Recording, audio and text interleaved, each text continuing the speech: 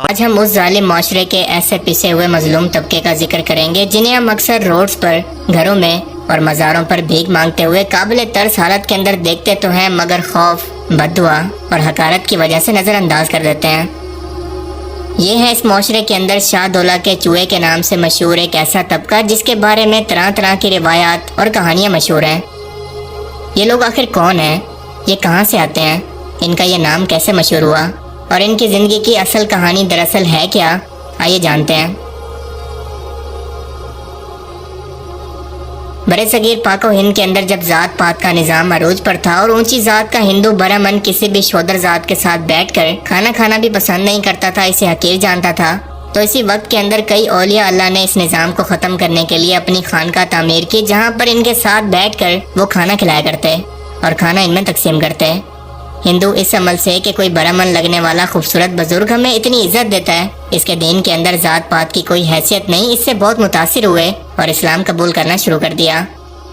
ان بزرگوں کی وفات کے کئی صدیوں تک ان کی خانقاہوں کے اندر یوں ہی لنگر چلتا رہا، ان کی قبریں بھی اسی جگہ پر موجود رہی، مگر ایک وقت ایسا آیا کہ یہی مسلمان جو کہ ہندوؤں کے اندر توہم پرستی کے اندر پلے بڑے تھے اور نسل در نسل اسی توہم پرستی کو آگے لے کر چل رہے تھے، واپس اسی طرف پلٹ گئے۔ ان مزاروں پر چادریں چڑھانا، منتیں مانگنا اور دمال، اس طرح کی تمام توہم پرستیوں کی مزاروں پر شروعات ہو گئی، کیونکہ ان سب چیزوں کا تصور ہندوؤں کے اندر موجود تھا، نہ کہ مسلمانوں کے دین میں۔ اور اس طرح سے ہوتے ہوتے آج ہم دیکھتے ہیں کہ مزاروں کو شرک کے اڈوں کے اندر اور ایک پروفیٹیبل کاروبار کے اندر بدل دیا گیا ہے۔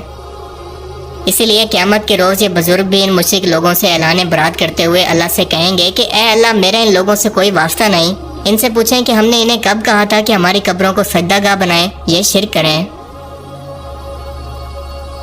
پاکستان کے شہر گجرات کے اندر ایک بزرگ کا مزار ہے جن سے طرح طرح کی توہم پرستیاں اور روایتیں مشہور ہیں، اور کہا جاتا ہے کہ جو بھی یہاں پر بے اولاد شخص آ کر دعا مانگتا ہے اپنی اولاد کے لیے، اس کی ہر دعا قبول ہوتی ہے۔ اور ان بزرگ کا نام ہے سید کبیر الدین شاہ دولہ دریائی گنج بخش، اور ظاہر ہے کہ یہ شرک ان سے منسوب کیا گیا ہے، کیونکہ دعا ایک عبادت ہے اور عبادت صرف اور صرف اللہ تعالیٰ کی ہی جائز ہے۔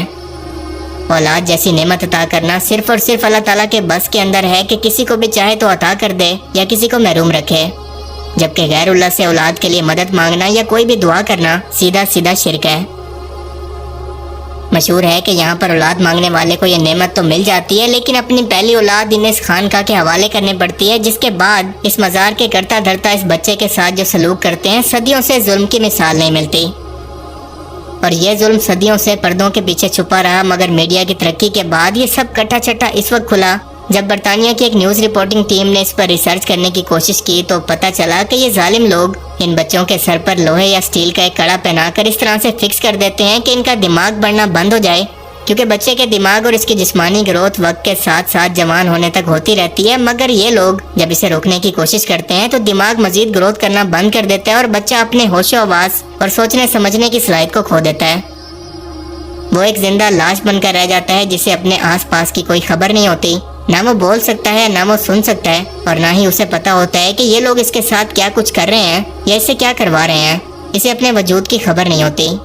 اور ایسا صرف اسی لیے کہ یہ خانقاہ کے لوگ اس سے بھیک منگوا سکیں، لوگوں کی توہم پرستی کا فائدہ اٹھا کر،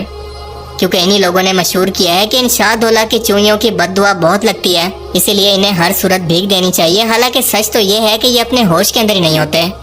تو لاجیکلی جو بندہ اپنے ہوش کے اندر نہیں ہے وہ کسی کے لیے بد دعا یا دعا کیسے کر سکتا ہے؟ یہ بھی مشہور ہے کہ ان کے سر پر ایک پنجے کا نشان ہوتا ہے جو کہ بابا جی کا آشرواد یا ان کے ہاتھ کا نشان ہے جنہوں نے یہ اولاد دی، مگر سچ یہ ہے کہ یہ اسی کڑے کا نشان ہوتا ہے جس کی وجہ سے سر کی جلد بڑھنے کی بجائے ایک جگہ پر اکٹھی ہو کر ان حیوانوں کی صفاکی اور درندگی کا نشان یوں چھوڑ جاتی ہے۔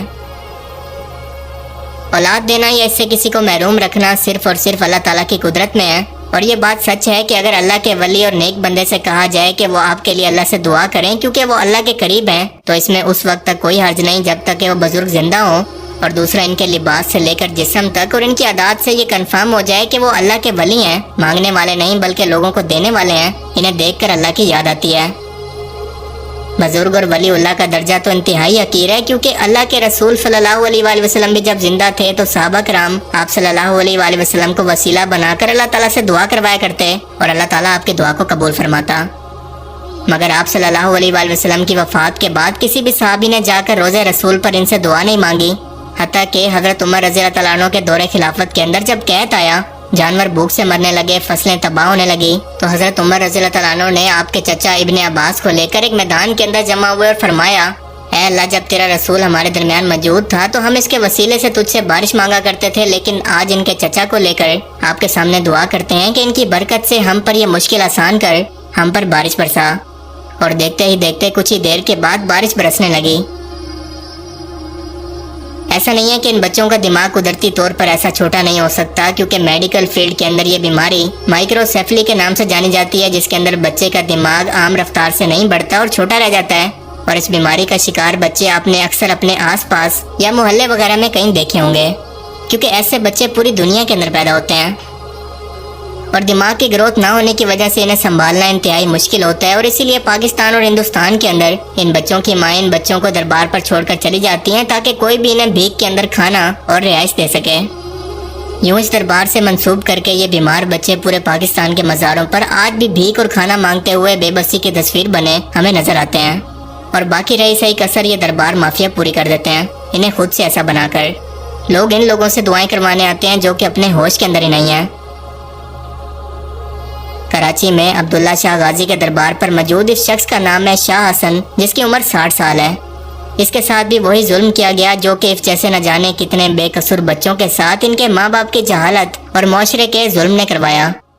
शाह हसन ना सुन सकता है, ना समझ सकता है, ना बोल सकता है। इसे अपने आसपास की कोई खबर नहीं, इसे पता ही नहीं है कि इससे क्या काम लिया जा रहा है, क्योंकि इसे अपने घर के अंदर रखने वाला ये शख्स खुद कुछ नहीं करता, बल्कि इसका पूरा खानदान शाह हसन की भीख से आने वाली आमदनी पर डिपेंड करता है। वही इस घर को चला रहा है और ये शख्स इसकी आमदनी को अपना हक समझता है। यही से बाकायदा भीख मांगने और लोगों के लिए दुआ करने का तरीका भी समझा रहा है।